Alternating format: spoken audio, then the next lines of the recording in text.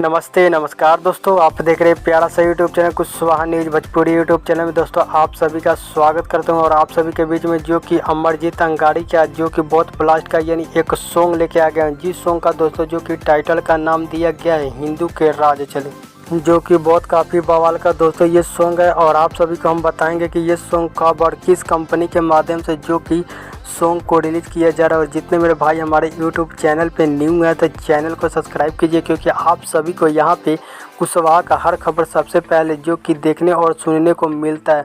और अमरजीत अंगाड़ी का ये सॉन्ग दोस्तों काफ़ी बवाल का जो कि सॉन्ग है। और ये सॉन्ग सुनने को आप सभी को मिलेगा, जो कि ऑडियो सॉन्ग सुनने को मिलेगा। और सॉन्ग का भी टाइटल का जो कि नाम दिया गया है हिंदू के राज चले।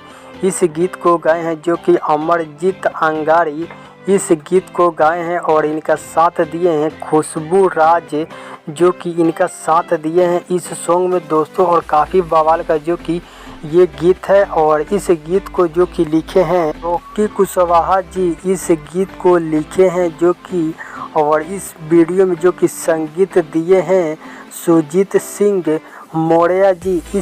इस सॉन्ग में जो कि संगीत दिए हैं दोस्तों काफ़ी बवाल का जो कि ये सॉन्ग है। आप सभी के बीच में जो कि आज यानी ये सॉन्ग को रिलीज़ किया गया है अमरजीत अंगाड़ी।